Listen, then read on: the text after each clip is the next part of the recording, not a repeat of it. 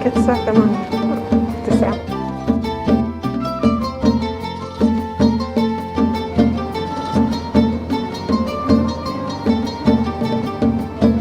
The mask's better to keep it on?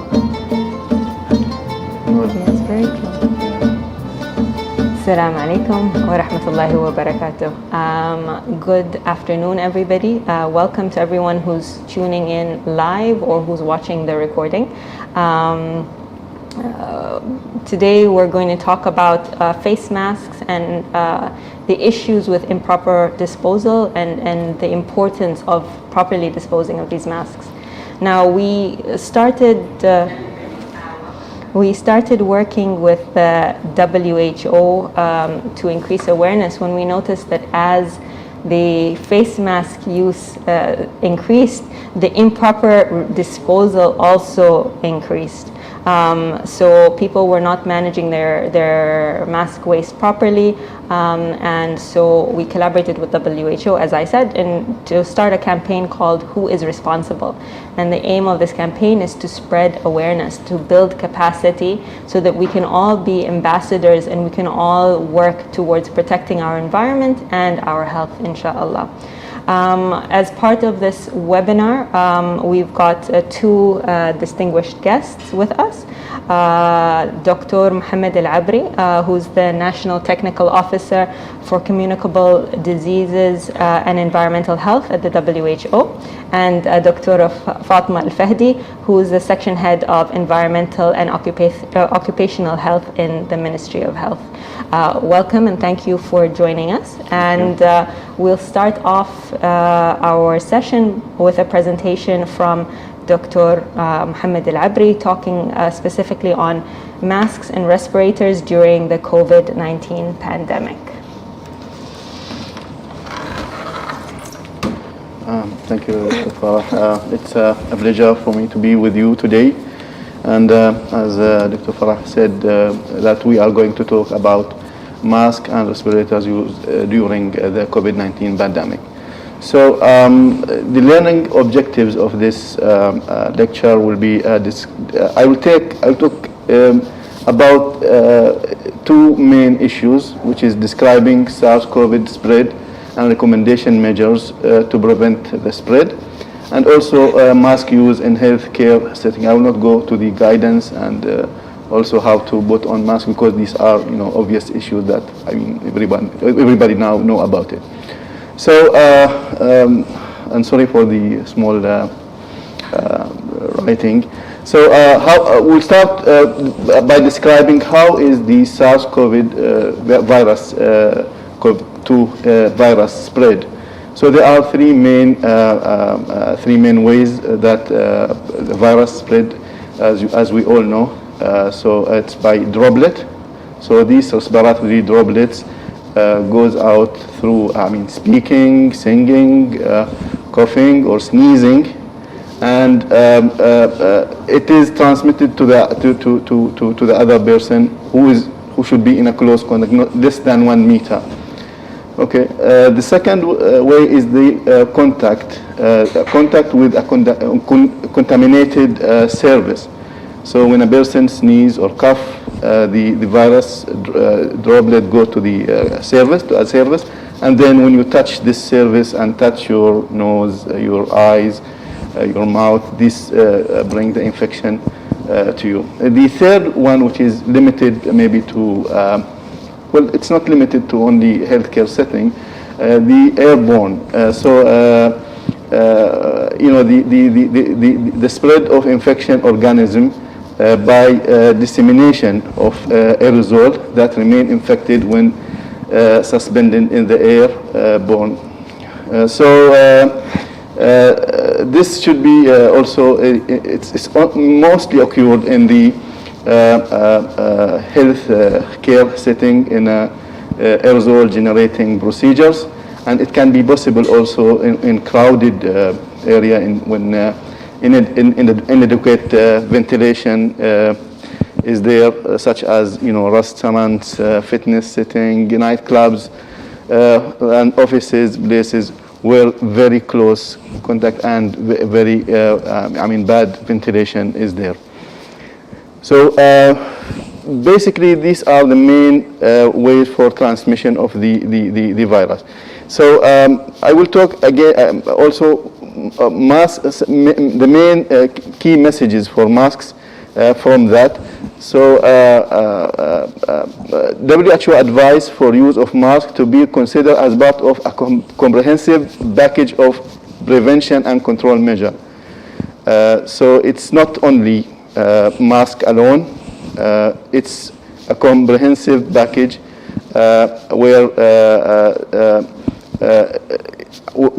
you should adhere to these, and I will talk about this measure, like compliance to hand hygiene, physical distancing, avoiding of face touching, respiratory etiquette, and all these known measures.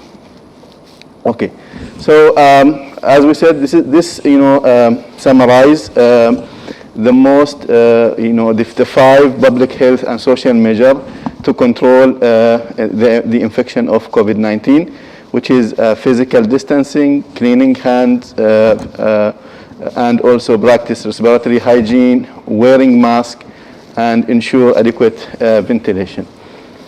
Okay, so as we talked about the ways of how the COVID-19 transmit, we need to know, in epidemiology, we have, we call it the epidemiological triangle.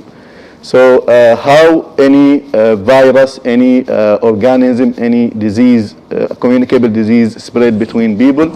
So we have, 3 main things. It is, the agent, the organism that caused the disease, and also we have the environment, the mode of transmission, and also we have the person, the person who received the host.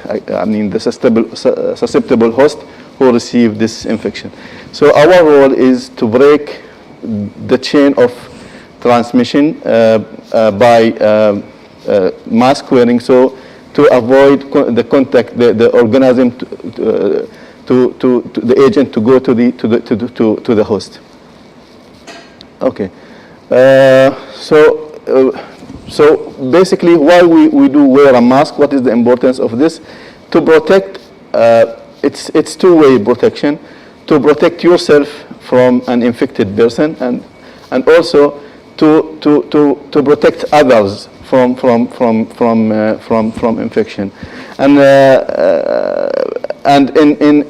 for a medical mask and respirators, it is used for both. But for if you want to protect others, a fabric mask is the most way to protect others. Okay, so what is the types of mask and respirators? We have the respirator. We have medical masks, which is used in the in the healthcare setting, and then non-medical mask or fabric mask, which is used in common. And I'm not going into details and describing each of these, as I think my colleagues will describe it. So I just want to highlight that there's type of mask which is with the valve that is not should not be used, because it does not prevent the spread of COVID-19, as the respiratory droplet might exhale through the valve. Okay, so the final point, the last point, which I'm going to talk about, is mask use in health setting. And basically, before doing this, I will just highlighted the transmission scenarios for COVID-19, and also for any respiratory, for any communicable disease. So we have a scenario when there is a community transmission. So there is locally acquired incidence, and this within the past 14 days. And this, it can be low, it can be moderate, it can be high, and it can be very high. The other scenario, when we have like cluster transmission, where is a limited, well-defined cluster, the transmission is in a limited, well-defined cluster of the community. And we have this sporadic transmission, where we have only some imported cases, which is limited in the community, and we have the no scenario case. So if we want to apply this to COVID-19, before the 23rd of February last year, we were in a scenario in Oman. We were in a scenario of no cases scenario, and then we start getting imported cases from outside the country, and these are the sporadic cases. And then these cases, we have like clusters. We had some cases in some areas of the countries, and we don't have in the other areas. So this is the cluster transmission. And then we enter the community transmission, where the disease is transmitted to all over the country. So, and we are still in the community transmission phase. So I'm mentioning this because in each scenario, we have measures to be taken in the healthcare setting. Generally, hand hygiene in healthcare setting is very important before touching a patient, before also cleaning aseptic procedures, and after contact to body or exposure to body fluid of a patient, and also after touching a patient and after touching patient surrounding. So these are the main moments where we have to adhere to hand hygiene in healthcare setting. Okay, so healthcare setting, mask use when caring for patients. So WHO recommending all healthcare workers to use medical masks in addition to other PPE in the absence of aerosol-generated procedures. Okay, and respirators when there is in a procedure where aerosol-generated procedures, and also when dealing with and caring of COVID-19 patient, combined medical mask or respirator with eye protection gowns and gloves should be used. And also the mask should be changed after caring for a patient who requires droplet contact precaution. So when we have like a community or cluster transmission scenario, WHO advised for universal masking.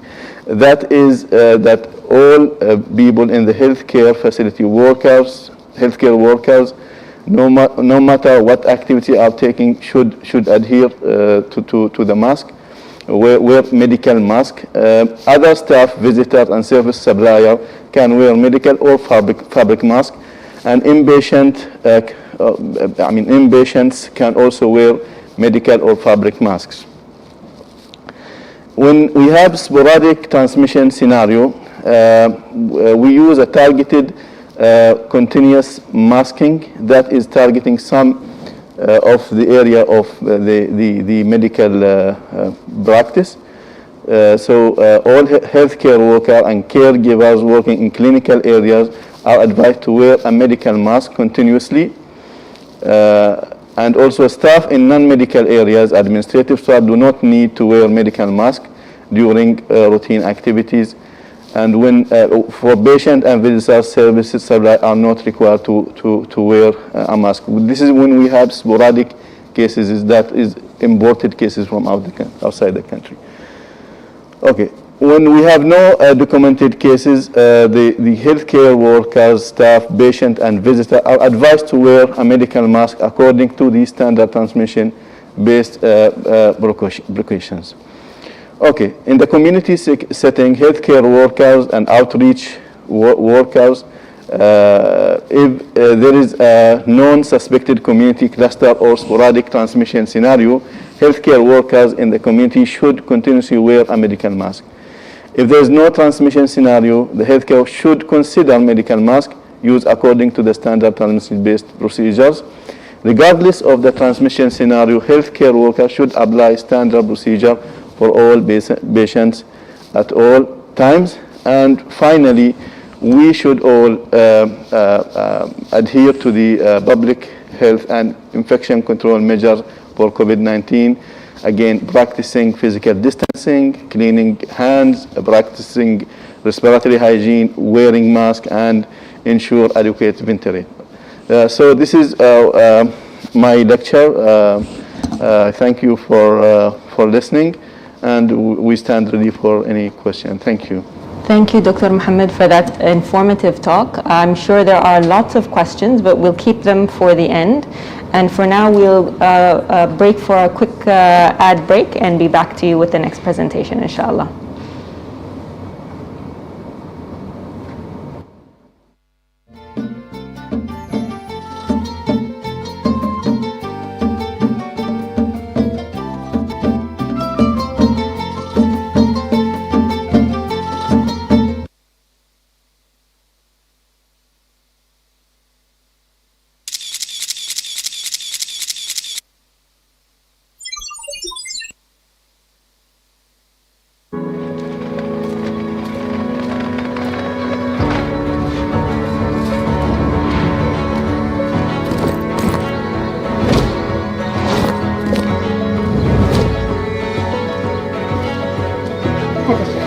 تفضل.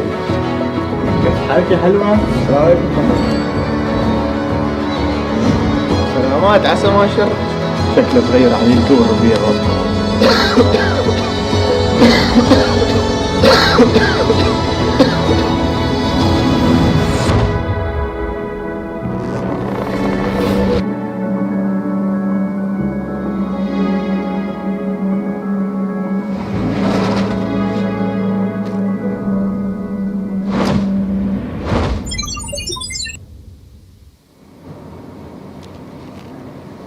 Welcome back, everyone. We're now going to move on to the next presentation by Dr. Fatma. Please, thank you we're very looking much, forward to Doctora. So this is Dr. Fatma Al-Fahdi. So my part will be basically about COVID-19 control at workplaces, including mandatory face masks. And as you know all that outbreaks and cluster of COVID have been reported in many workplace settings, in many countries, including Oman. And if these outbreaks and clusters are not being identified early and not being controlled, it might lead to an outbreaks in specific occupational settings. And this might also contribute to the local resurge of the COVID-19 cases. So there are also high-risk occupations for COVID-19.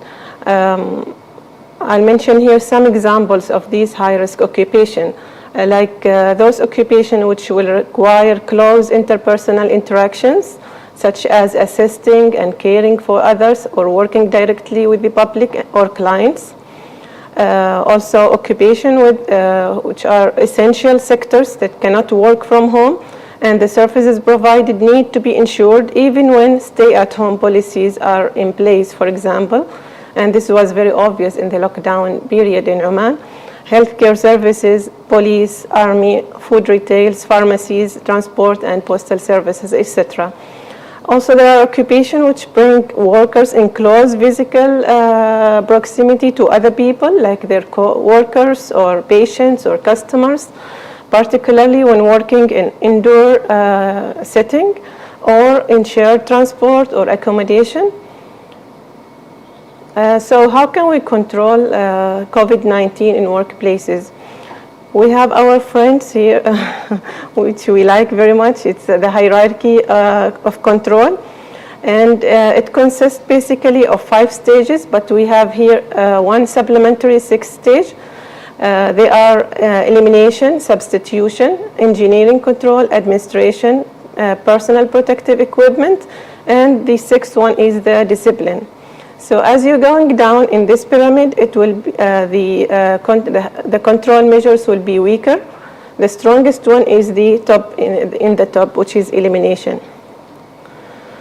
So if we are talking about the elimination, sadly, we cannot eliminate the virus as COVID-19 is with us since a while, but we can eliminate person-to-person contacts through the teleworking. We can also eliminate employee contact and transmission through transmission prevention. We prevent handshaking. There's no sharing of tools, no sharing of workspaces, no large gathering. The second control measures is the reduction or substitution, and companies and organizations can reduce the risk to people by the following. Take temperature, for example, before allowing people to enter the premises, ensuring people keep social distancing when queuing, provide alcohol-based gel at entry and exit point, providing face masks or plastic shields to employees, virtual meeting to replace the meeting and social gathering, alternative building location, like you relocate employee to a less dense building or floors. Also, you can substitute the doorknob with the hands-free door openers. The third one is the engineering control or isolation. So if we ask, can you isolate yourself from the virus?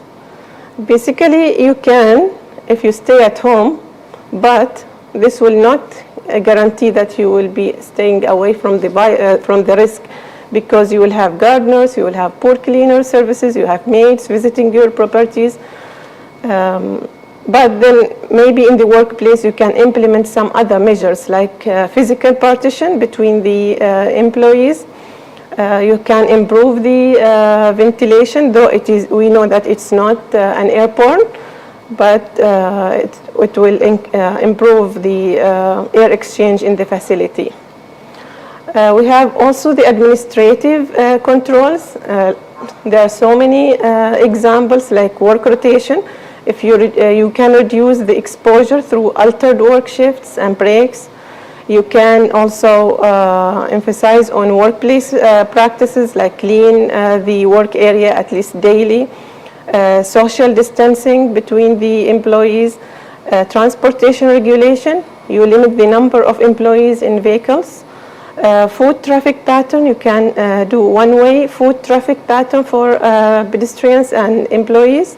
And also you can do signage and social distancing marking in the ground. And of course, if you need to increase the hand washing stations and hand sanitizer station to motivate employees to wash or clean their hands. We have the PPEs, and this is wearing suitable and well-maintained items such as gloves, face shield, goggles, respirators, as Dr. Muhammad explained. But the negative or the disadvantage of this measure, that it will give the wearer a false sense of security. They will rely on this and they will just ignore the other control measures. Also, the other negative point is that there are so many wrong practices, like many masks being worn are not medical masks, and this is not recommended because it will not protect the employee or the person. It will harm him. There are many cases also of people that they are wearing their own mask, but those masks will be very porous and it will allow the virus to go in and out. Often, some of the people often reuse the mask, which is also a wrong practice, which also will offer a minimal protection. So we recommend wearing medical mask, which is you can even check the box of the mask. It will be mentioned 3 layers, medical mask or surgical mask, and it will sometimes it will mention the percentage of the protection. WHO release, what is the proper way to use mask. And by now, I think most of the people, they know how to wear their mask. So before you wearing your mask, you should clean your hands. Then you should cover very nicely your mouth and nose. And we see now many practice of people, they are allowing the mask half face, allowing their nose out, or even they will put it in the chin. And this will not give any protection to the person as well. Avoid touching the mask while using it, because you can transmit the virus in your hand. Replace the mask with a new one as soon as it's damped, and don't reuse the single-use mask because it's not reusable. Remove it from behind, from one side, and just throw it immediately in the dustbin, and then clean your hand. So in Oman, in 18th of May 2020, last year, the Supreme Committee, the Higher Supreme Committee, in this date, it required everyone to wear face mask in public places and workplaces. In 19 July 2020, they increased the penalties for not wearing mask to 100 riyals in public places and workplaces. And this point leads us to the sixth supplementary stage of hierarchy of control, which is discipline. So discipline is about organization and government ensuring that all controls are monitored, reviewed, and also enforced. And this is about also us as individuals ensuring we follow risk control management. So at the end, I just want to say that there is no government can protect me from the virus. I am the only one who can protect myself and my family as well. Thank you very much. I think I'm coming to the end of my presentation. Thank you. Thank you very much, Dr. Fatma, for that informative presentation. Sorry for the background noise, everyone. So yes, thank you, Dr. Fatma, for that informative presentation. I think we all learned a thing or two on how we can work with the government and the Supreme Council to protect ourselves and our communities. We are going to go to another ad break quickly, and we'll be back for our last presentation, and then inshallah some questions.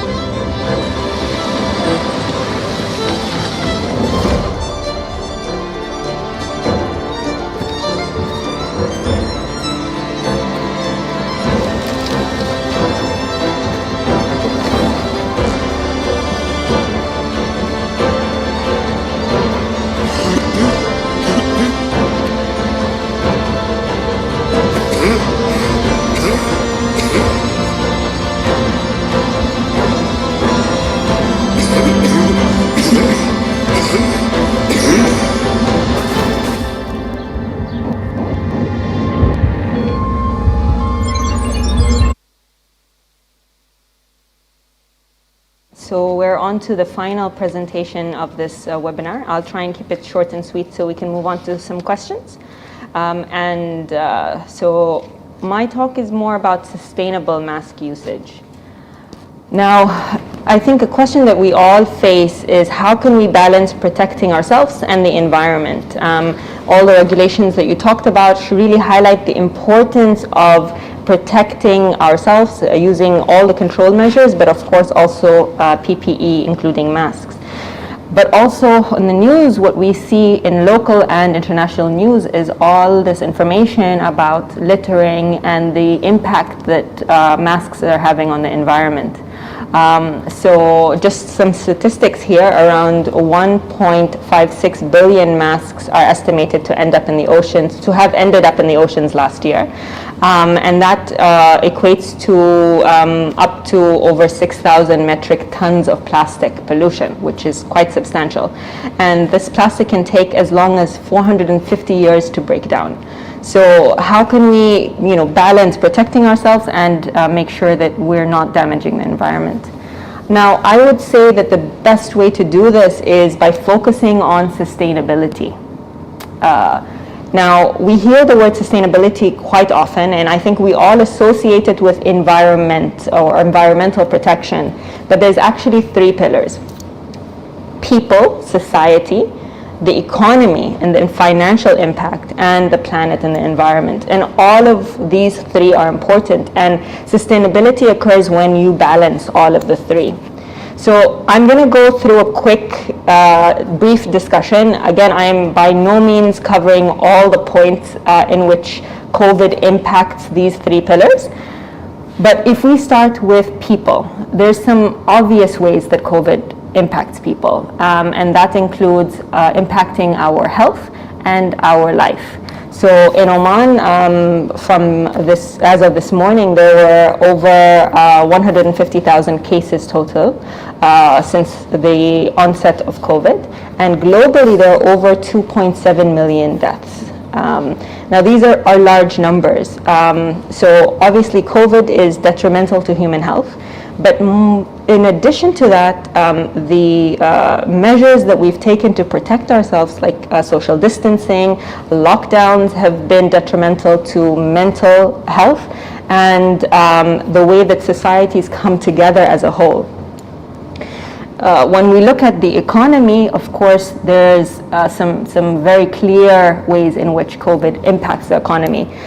First of all, I'll talk about personally. If you work on a shift, if you are paid per hour or per day, getting infected or coming into contact means you lose hours of work. Now that is going to mean a loss to your personal finances.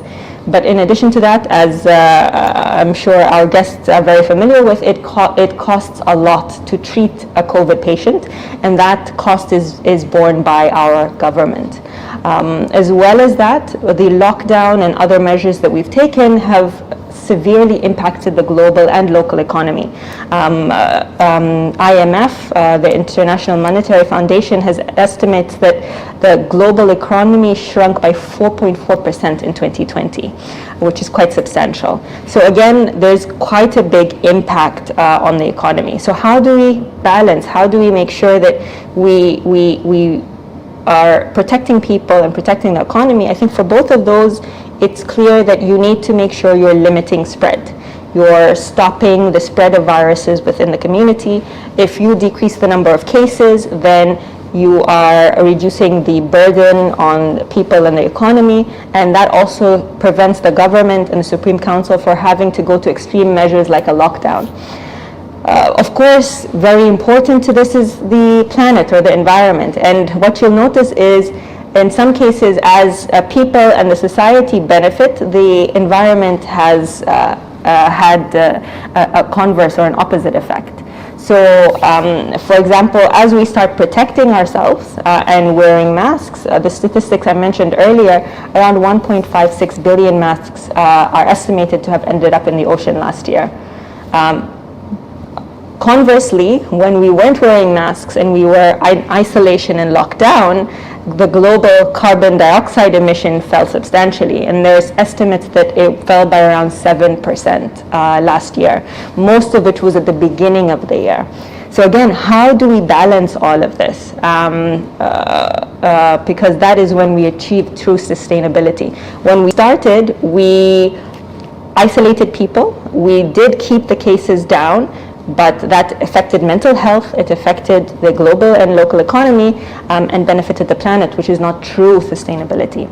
So I think our guests have made it really clear that it's important to protect yourselves with all the measures, including social distancing, proper hand washing, making sure that you basically keep up with everything, and including wearing your personal protective equipment, which for the general public is usually the mask, whenever it's appropriate. So, again, the question comes, how can we as individuals balance between protecting ourselves and the environment? And so this is another pyramid that I'm talking about. This is our waste management one, a bit different from Dr. Fatma's pyramid.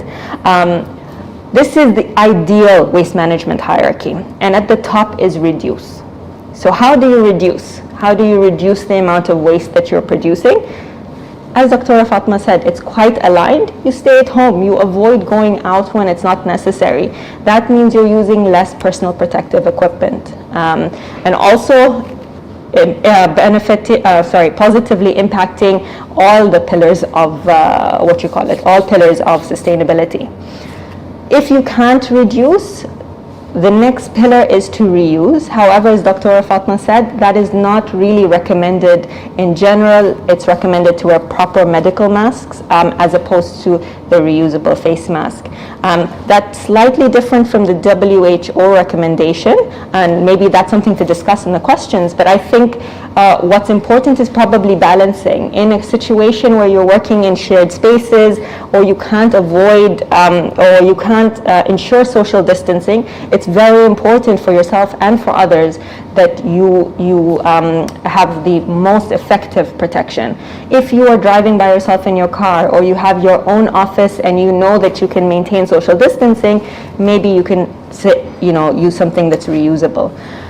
The next thing is recycle. Now, of course, currently we don't really have any recycling measures for masks, but I know that in Oman a number of scientists are working on it, and globally there's a lot of movement to try and figure it out.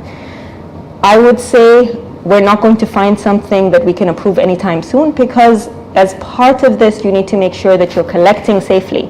How do you make sure that you're collecting a large enough amount of masks without increasing the risk of transmission and causing a health risk to the collectors? But again, in saying that, I think it's worth working towards this effort, and hopefully we'll have some breakthroughs soon. The next thing is recovery. When we talk about recovery, a lot of the time it's energy recovery. And some countries do have waste-to-energy facilities where they can burn the PPE and utilize the energy that's generated. In Oman, we don't. And the last thing is disposal. So these are kind of ways that we can balance the use of PPE and masks as necessary and try and reduce the environmental impact. But one of the most important things then is disposal. How do you dispose it? It has to be correctly. Don't put it out in public. It needs to go into a bin. If you are not infected, I think the recommendation is one of our general bins should work. But before taking it out to the big bin outside, make sure you tie it, close that bin to limit the spread once the collectors come for it. If you are suspecting a COVID case or you have a confirmed case, there are a little bit more stringent measures. You need to make sure that you're not directly touching the bin without gloving first. You need to make sure that you don't overfill the bag, that you tie it when it's 2/3 full, that you then double bag and put it in another bag. Discard it as soon as possible, and then of course remove the gloves that you were wearing and discard those properly. So then what happens? You've done your part, you've reduced, reused, disposed what you couldn't. Then I guess it's BS role. So what we try and do is we ensure that our service providers, those who come and collect the waste, maintain proper protective equipment. They are masked and gloved for their safety and of course the safety of those around them. The waste that comes from the medical facilities, and that includes the quarantine areas, are autoclaved and incinerated up to international standards. And the general waste is placed in world-class engineered landfills, again up to international standards. So the waste is covered, it's not going to be blown away by the wind, it's not going to spread infection. So from our part, we're going to do what we can.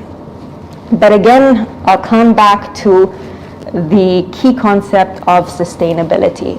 By considering sustainability as we work and use masks and make our decisions, not just with masks, but really with every item that can probably, every step in our lives really, sustainability is key. I'll go over one quick example, which is disposing your mask. So if you dispose your mask incorrectly and dump it outside, that is going to impact the planet, and we've already highlighted how. Either directly through disrupting ecosystems, or long term, of course, it can lead to the production of microplastics, and microplastics can come back and affect people as well. It will negatively impact people because somebody is going to come into contact with that mask. It might be somebody from the general public, it might be one of our employees or one of the sanitation workers in the country. Either way, somebody will have to handle it, and that increases their risk of infection, and that in turn increases the chances of public spread. The last one, of course, is the economy. The more pollution there is, the more that we will then need to fund and try and manage that. And that is costly as well. And as well, we said that that could increase the number of cases, which we've already highlighted can impact the public health cost, as well as the country's economy in general if we're forced to go into another lockdown. So I would say that let's all work together, listen to the advice from our experts, and work together to sustainably deal with COVID and sustainably deal with our masks and other personal protective equipment. Thank you. We'll go to another quick ad break and come back with some questions.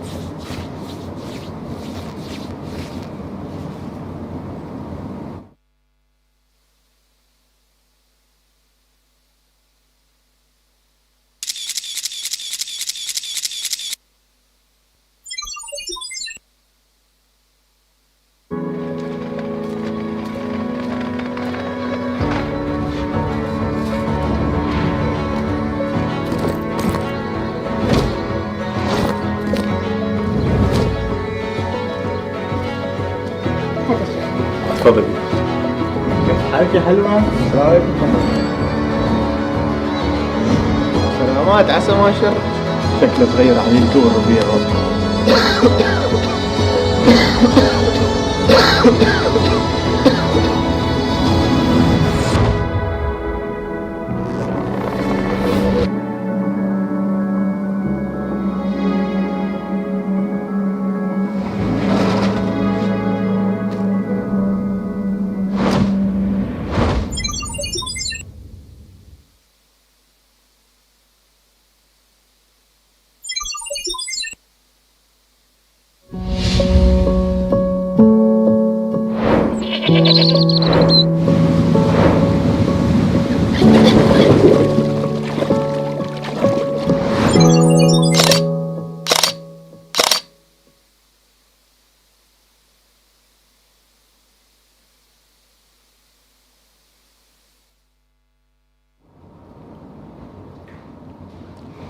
Welcome back, everyone.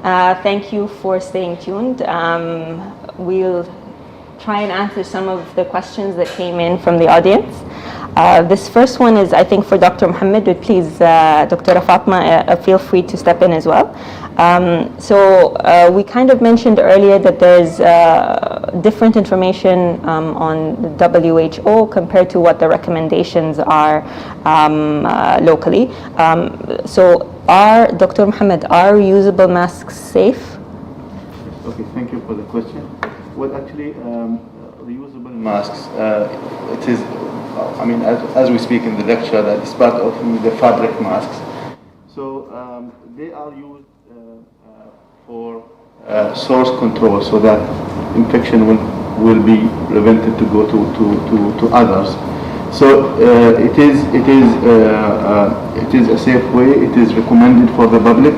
As we said, we mentioned that for healthcare workers, for people working in the different, dangerous setting, people caring for patients with COVID-19, they have to use medical mask, because medical mask is working in the both protecting others and protecting, the person who is the wearer, who's wearing the mask. So yes, they are safe way to protect others. But as we also saying that it should not be used as, alone. There are other public health measures that we have mentioned. It was debated throughout all the presentation tonight.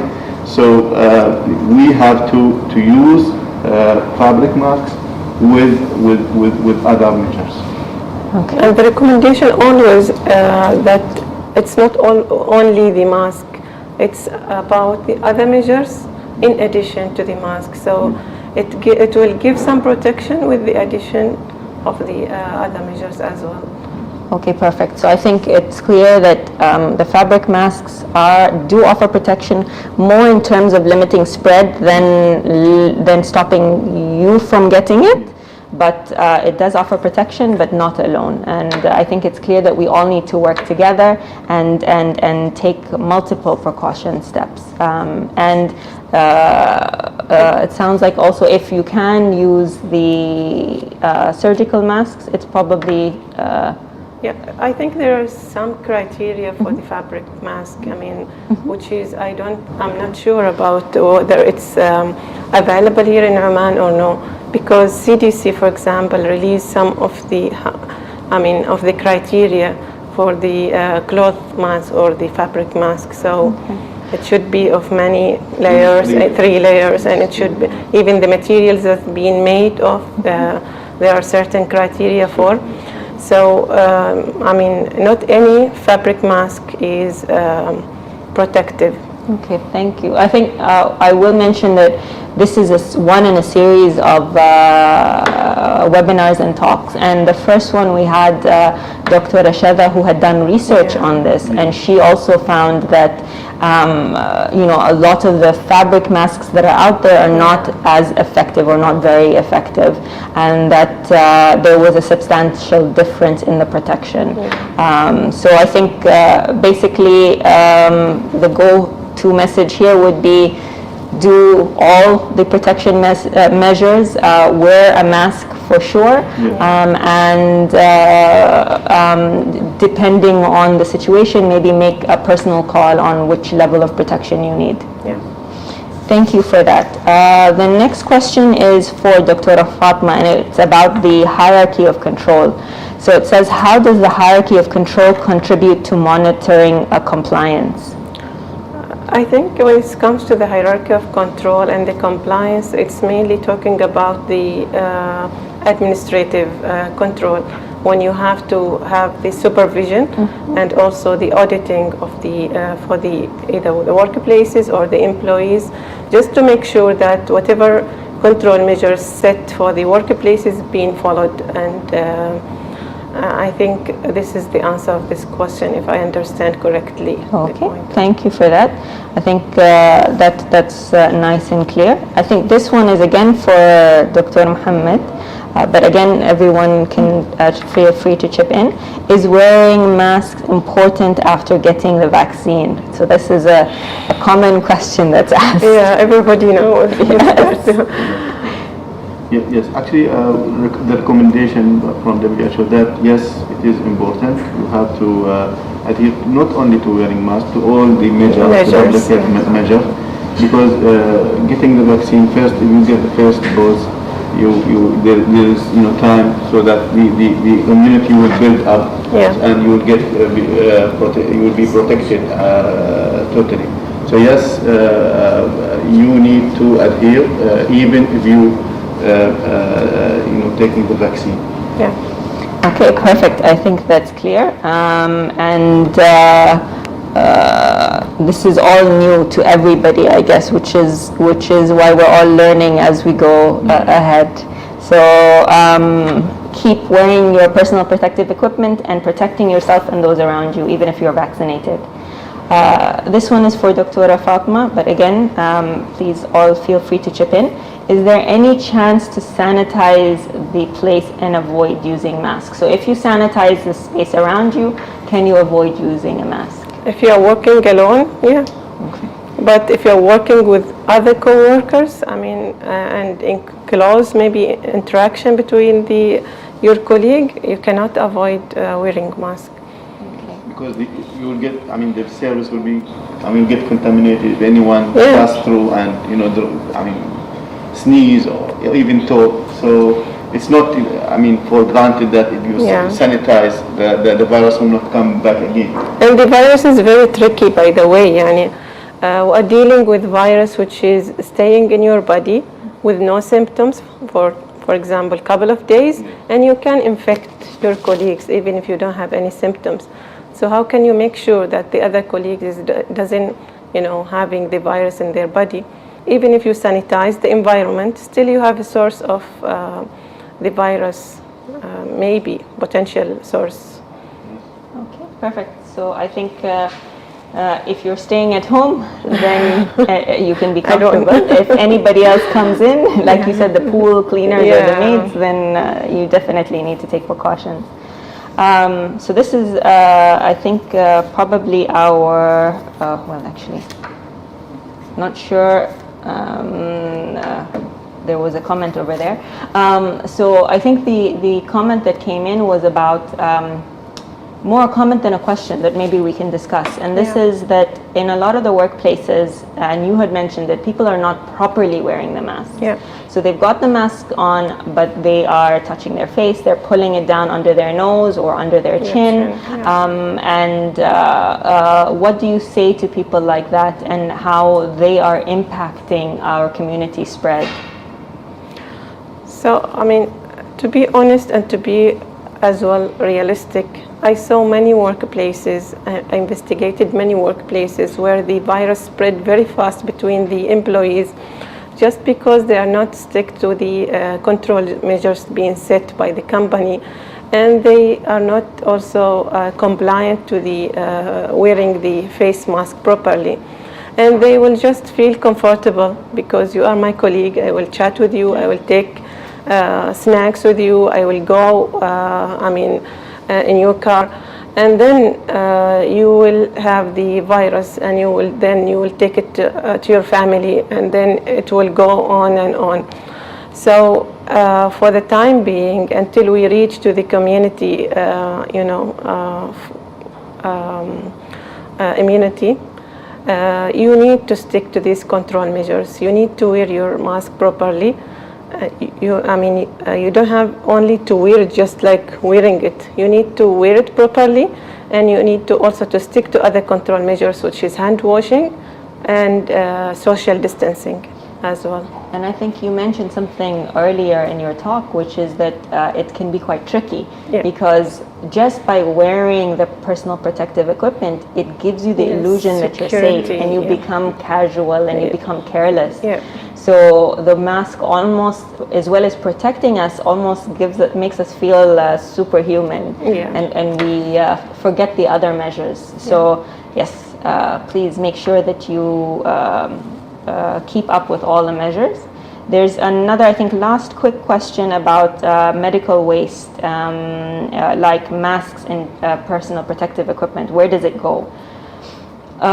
So if we have any waste from a medical facility, and since COVID, that includes quarantined areas, official quarantine areas, that gets collected by a special medical waste team, and it goes to our medical waste treatment facility. There it gets sterilized either through autoclaving or incineration to make sure that we remove any microorganisms before it gets disposed of. So basically, we ensure that the community is spared spared or protected from the spread of any communicable disease, including COVID-19. If it's PPE from your house, that does not go through the similar mechanism. So you, as an individual, need to make sure you follow the steps that I mentioned in the presentation to ensure that it gets disposed of correctly and has minimal harm to those around you and to the environment. I think if there are no more questions, I'd like to thank our guests. I know I personally learned a lot from your expertise and your presentations. It was a pleasure to meet you. Yeah, thank you guests for tuning in, and have a lovely evening. Thank you.